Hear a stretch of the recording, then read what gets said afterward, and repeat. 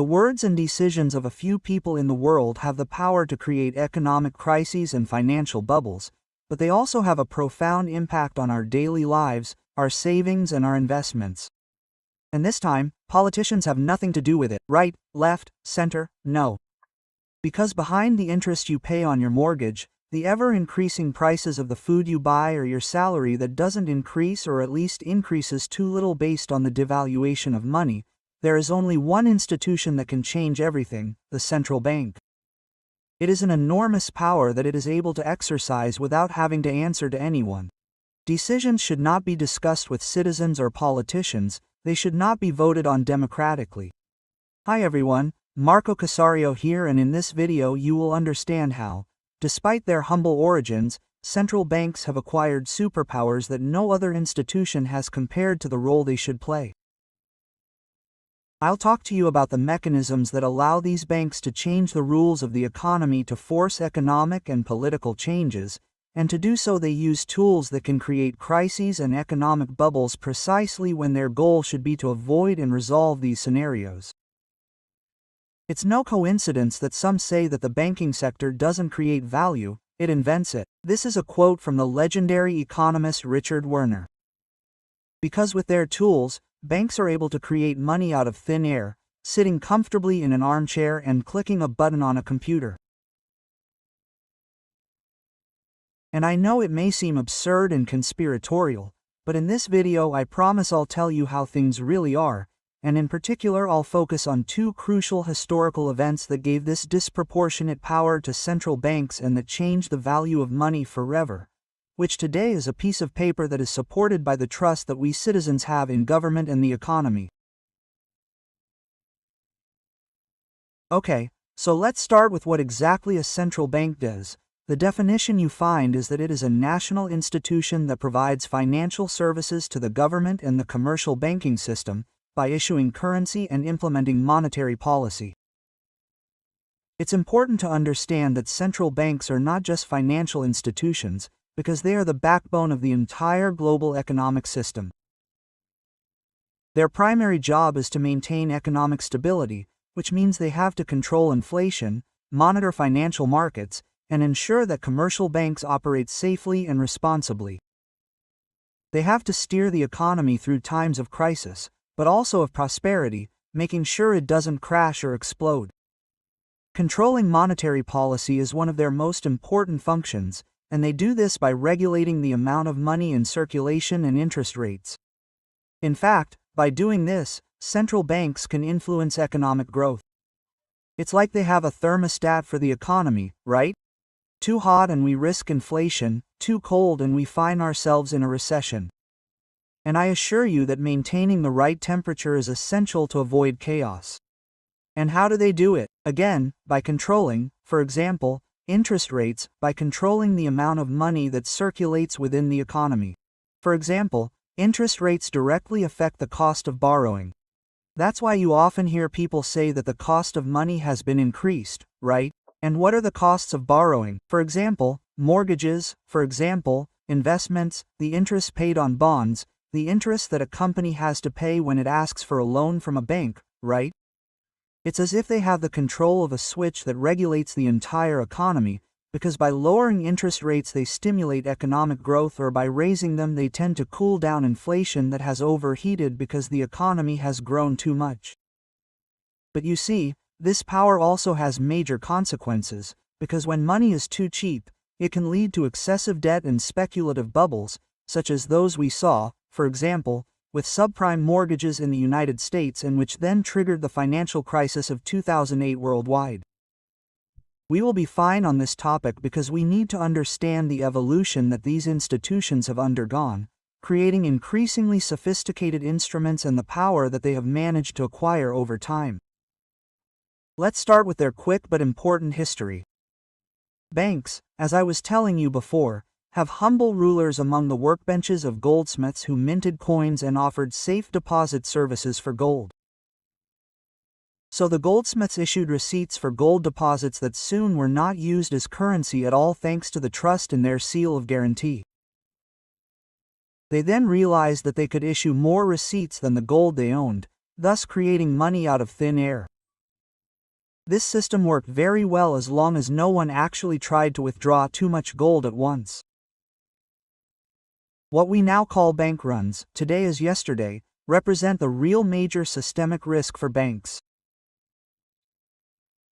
Over time, goldsmiths transformed themselves into real commercial banks and, to prevent large-scale failures, a bank of banks was created, a global bank that shared gold reserves among the various banks to ensure stability, ready to intervene in the event of an emergency, precisely to prevent the collapse of a single bank or a single goldsmith, which could then drag the entire system down with it. Well, the idea was brilliant, right? The banks could have shared their gold reserves through a central bank, reducing the risk of a total failure. But there was a problem. For this system to work, all the participating banks had to use a universal currency issued by the same central bank. So if confidence in that currency were to be lost, the entire system would collapse. Let's move a little closer to the present day. In the 13th century, trade in Europe was booming, but the instability of gold and silver coins minted by kings and princes made exchanges very difficult, so merchants turned to banking families such as the Medici to deposit their money. But the failures of these families, such as the Bardi and Peruzzi families, after Edward II of England failed to repay them, caused economic disasters. The House of San Giorgio in Genoa, which was founded in 1407, represented an early example of a public bank, although it did not yet grant credit to the state. However, the idea of a central bank took hold in the Netherlands in 1609 with the Bank of Amsterdam, which became a global reference point despite granting loans in secret.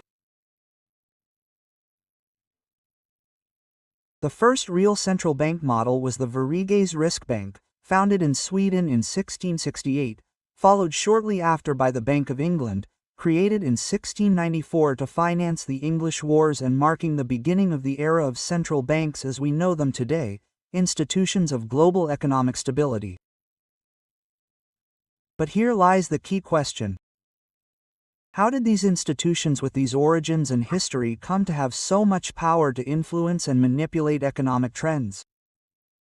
Well, to understand this we need to focus on two crucial and fundamental historical moments. When money was transformed into fiat currency and the great financial crisis of 2008.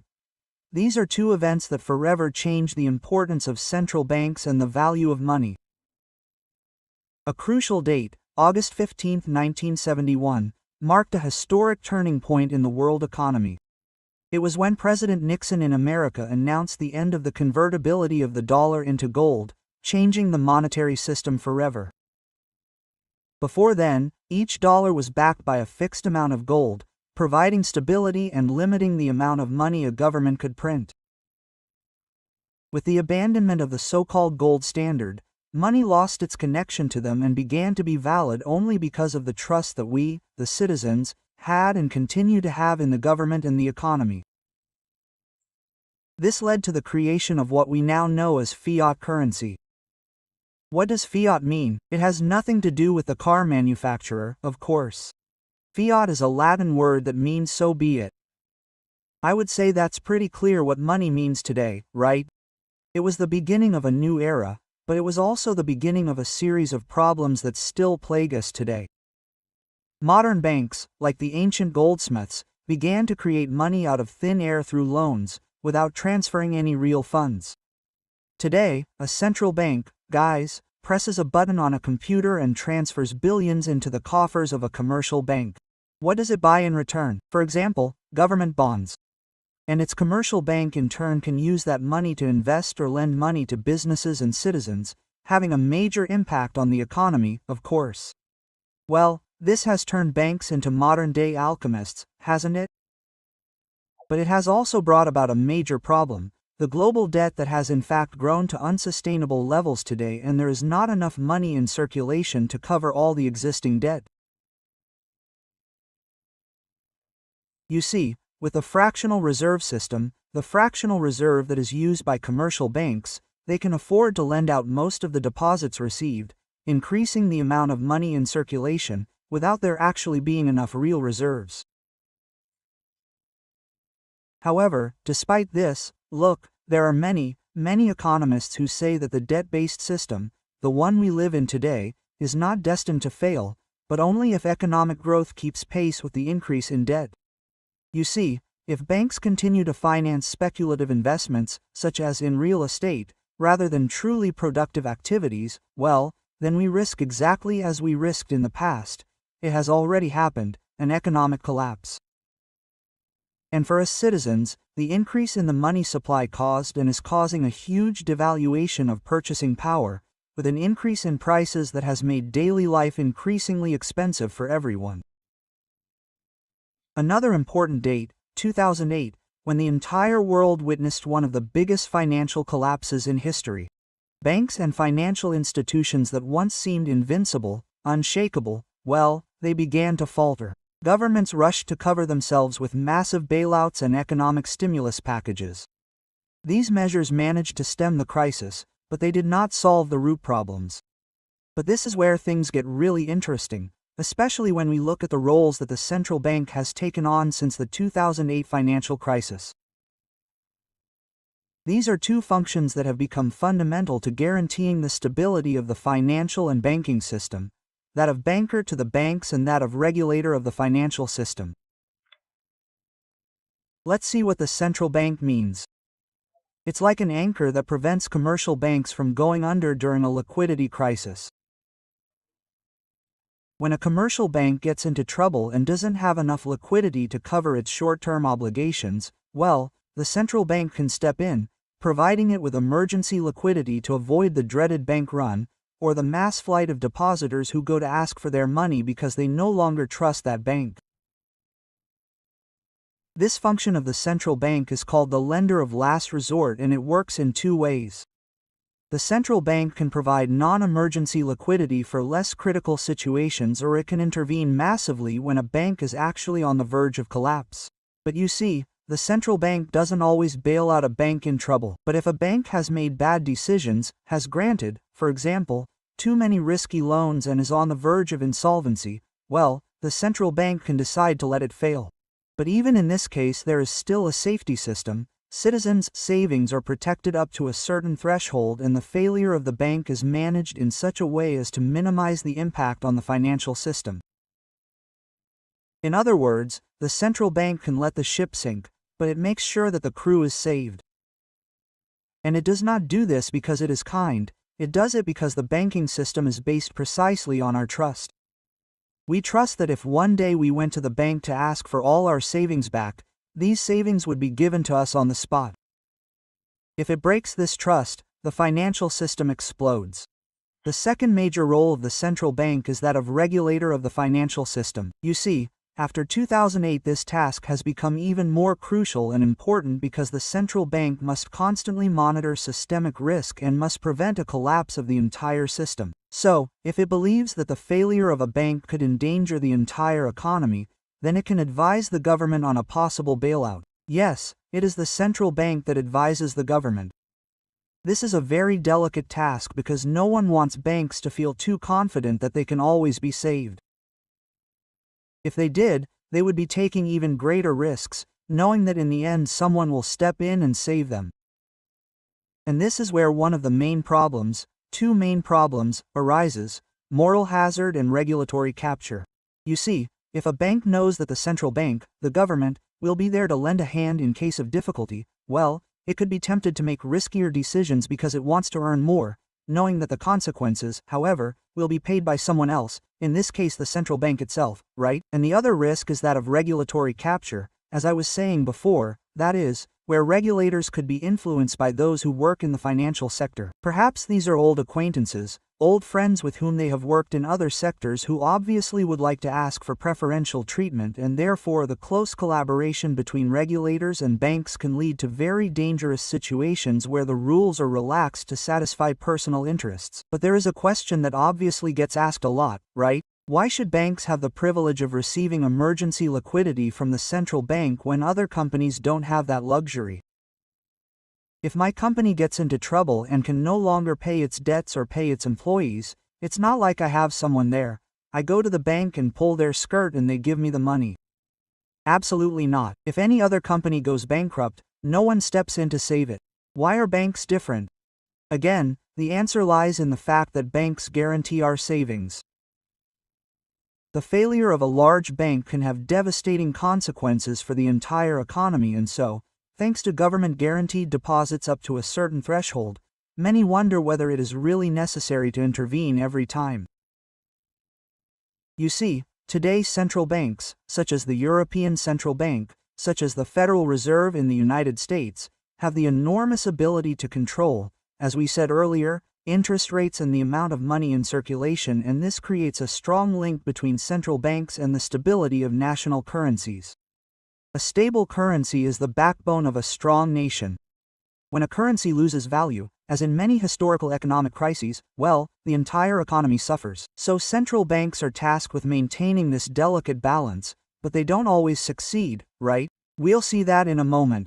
The decisions they make, for example, on interest rates have a direct impact not only on the top levels, the commercial banks, no, but on our pockets, our wallets.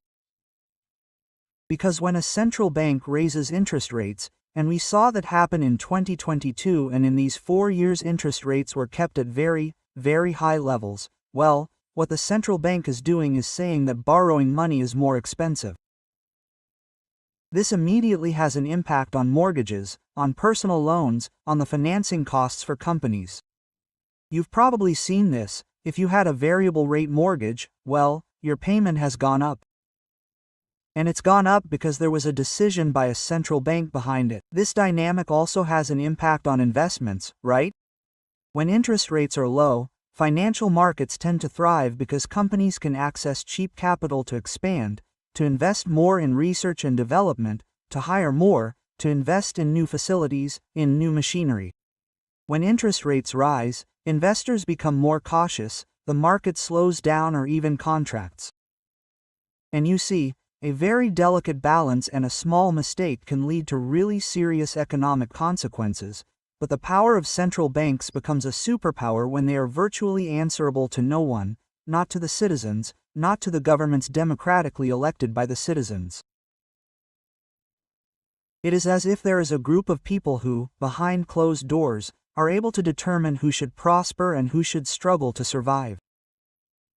And we can do nothing to change these things or these decisions. And this is exactly the power that central banks have today, and they have accumulated it over time, thanks to their independence from democratic institutions. The independence of central banks, you see, initially, conceptually is right and was justified as a way to protect economic policies from the political pressures of short-term politics. Imagine a government that, in order to win the next election, decided and forced the central bank to lower interest rates to make the economy appear stronger than it is. And central banks were created precisely to prevent this type of manipulation by politicians. But over time, this independence has become something much bigger, and today it is an insurmountable wall between citizens and the economic decisions that directly affect our lives. The ECB, the European Central Bank, is the perfect example of this transformation. It does not answer to any national or European institution. It is not like the Bank of Italy that we had in Italy when the lira was in use, where we could decide and understand what was happening. Now the decision-making processes of the European Central Bank are not only secret, but its staff enjoys real diplomatic privileges. Think about this. Their documents cannot be inspected by any police force, no government can intervene in their decisions. It is as if they were an entity, apart from an economic supergovernment that operates without transparency. And it's not just about monetary policy, i.e. regulating interest rates and managing inflation, right? Central banks have become real actors in economic policy. I'll give you some striking examples of this situation in a moment, which occurred here in Europe during the sovereign debt crisis of 2011, when the ECB imposed very severe austerity policies on Greece and Portugal in exchange for financial support. These interventions often bypassed the national governments of Portugal and Greece and the elected parliaments in those countries, with the ECB effectively imposing far-reaching structural reforms without the citizens of those countries being able to do anything to oppose them. It's like a referee in a football match deciding not only the rules of the game, but also who gets to play and who doesn't.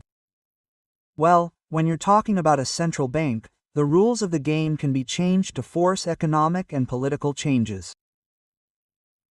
Crises are often amplified, if not specifically created by the same institutions that claim to want to solve them and pay the price, as always happens. Guess who we are? Us, the citizens.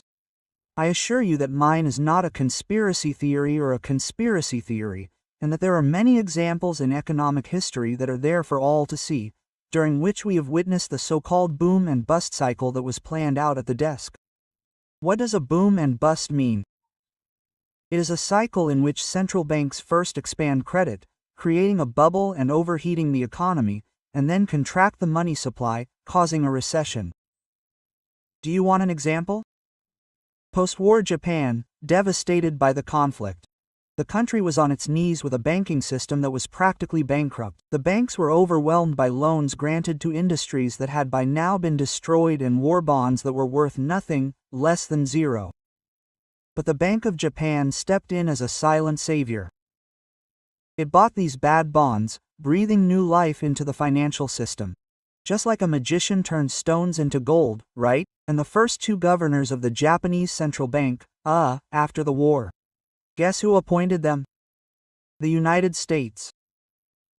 This shows how political influence shaped the Japanese economic power structure. The Bank of Japan, with its hidden power, began to play a crucial role, not only in reviving the economy, but also in directing who should receive credit. Through a tool called Windows, the central bank literally told commercial banks when to lend and which sectors of the economy to lend money to. It wasn't the free market that decided this, it was this invisible, powerful hand. This system actually led to incredible growth. In 1959, the Japanese economy grew by 17%, an unthinkable result at the time. Yet this frenetic growth also created a dangerous excess of competition. Companies were no longer looking for profit, but were dominating the market to the point of bankruptcy. The problem was solved by creating explicit or implicit cartels where the Bank of Japan acted as a referee, right? Controlling how much money the banks could lend and to whom they could lend it. The result was an unprecedented economic boom, but with the ever-present risk of a major crisis, which in fact came when in the 1980s Japan experienced a gigantic financial bubble fueled by the continuous creation of money by the banking system. Land prices in Japan soared to the point where the garden of the Imperial Palace in Tokyo was worth the entire state of California. Economists, in a desperate attempt to explain this madness, talked about rising productivity and efficient markets, but the reality was quite different. The Bank of Japan, which had begun to fan the flames of economic growth, was now unable to put out the fire it had created. By the mid-1990s, Japan's situation was dire. The stock market had collapsed, stock prices were plummeting, and the country was entering a long, long recession. As millions of Japanese people lost their jobs and the suicide rate rose, the leaders of the Bank of Japan didn't seem too worried. On the contrary, they argued that the recession was necessary to implement structural reforms, a systemic change in the Japanese economy. It was almost as if they had planned everything, using the crisis to destroy the high-growth economy and replace it with a model that could adapt to the new era. You see, the case of Japan was an example of how economic crises have been used as a catalyst for structural change and reflects a precise strategy used today by central banks and not only, but also by financial and global institutions such as the IMF, the International Monetary Fund. This is because there is a unique opportunity for these countries to implement reforms that otherwise under normal conditions would encounter a great deal of political, social, and institutional resistance to being implemented. Crises are never completely accidental events and even less are they simply disasters to be managed. Are often seen as a unique opportunity, a brief window during which moves can be made that would normally encounter insurmountable resistance. It is precisely in the storm's plan that unpopular and painful reforms are justified, because they are necessary to avoid total collapse, right? This is what the central banks say. And the same mechanism was repeated in 1997, for example, during the Asian financial crisis. Countries like Thailand, South Korea, Indonesia, which were already on their knees, found themselves forced to accept the conditions imposed by the International Monetary Fund in order to receive aid. What did these bailout packages include? Neoliberal reforms, market liberalization, privatization of public assets, deregulation of capital flows. But who really benefited from these changes? Well, certainly not the local populations, certainly not the citizens, but the financial elites and international investors. Large foreign companies were able to acquire strategic assets at bargain prices, while the so-called vulture funds got rich by buying up struggling companies and businesses at low cost. The justification is the usual one. These reforms are necessary to solve the problems we are facing, but if we look more closely we realize that these reforms were designed to redistribute economic power upwards in favor of a few, increasing disparities and destabilizing local economies. The promise of growth and prosperity has often never materialized. On the contrary, many of the economies that have adopted these policies have instead remained extremely vulnerable, exposed to future storms in global markets and to capital volatility. Crises are often amplified, if not actually created, by the very institutions that claim to want to solve them. Central banks and institutions like the International Monetary Fund, they know full well that in the midst of chaos they can redraw the rules of the game in their favor. They use crises to push through these reforms, which then transfer economic power to large companies and financial sectors, reducing government sovereignty and increasingly tying nations to global markets. Under the pretext of saving a struggling economy, we have come to understand that reforms are imposed that succeed in redefining the economic fabric of entire countries. And these reforms are presented as necessary, inevitable solutions, but they are often the result of well-orchestrated plans to concentrate control in the hands of a few at the expense of national sovereignty. I want to give you another example because otherwise it seems like we always have examples that are far from us, right? And the further away they are, the less we are interested in them. Let's take the sovereign debt crisis in Europe. Greece and Portugal found themselves on the brink of economic collapse in 2010. At that time, the European Central Bank did more than just offer healthcare, right? They imposed conditions that went far beyond economic rescue, severe austerity policies that in many cases have turned entire sectors of society upside down. Imagine being in a country where, overnight, you are told that your pension will be reduced, that your public services will be privatized, and that your taxes will increase. All this without your government having the power to say no, because the rules are no longer made by them, they are made by the ECB, the European Central Bank. We Italians need to be careful about this. The decisions that were once made by politicians who answered to their voters are now determined by technocrats who respond to abstract economic rules that are often far removed from the daily reality of ordinary people. And this is precisely the crucial point. While the ECB imposed austerity, many countries saw an increase in unemployment, poverty, and social inequality, but all this was justified with the promise of long-term economic stability. The ECB has become a bit like the surgeon of the European economy, telling governments to cure your sick person you have to cut this, you have to remove this, you have to take this pill. Who decides what to cut and what to save? Who pays the price for these operations?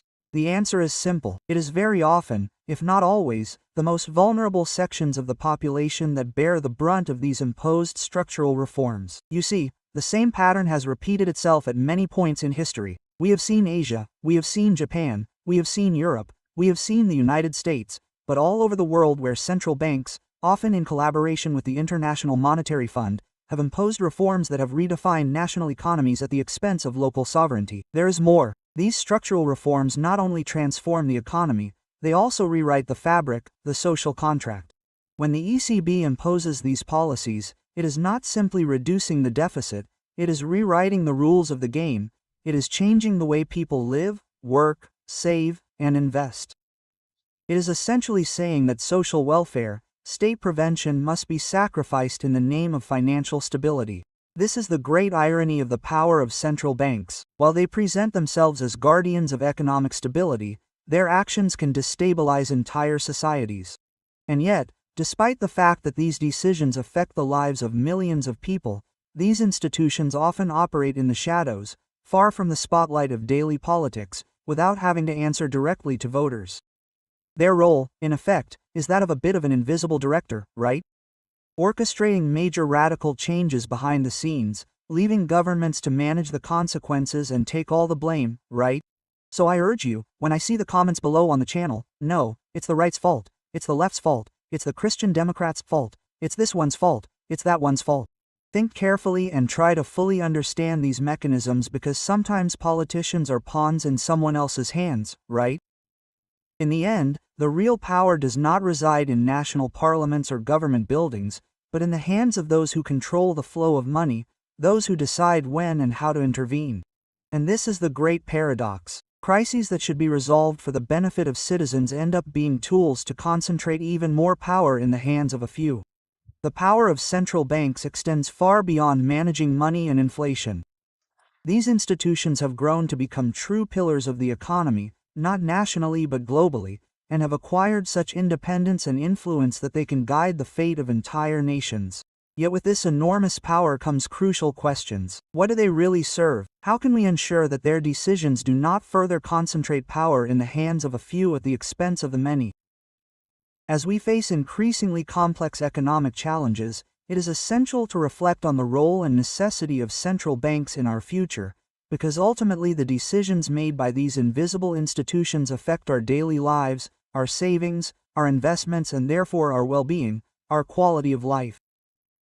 Guys, let's wake up. We need to understand these things, we need to learn them in order to better understand what is happening around us and not fall into rhetoric, extremely simplified articles in the newspapers or what is said on the news, which may be biased and is instead, let's say, conveyed as a message by political factions. Please leave a comment, guys. Let me know what you think. For now, happy investing everyone. Cheers.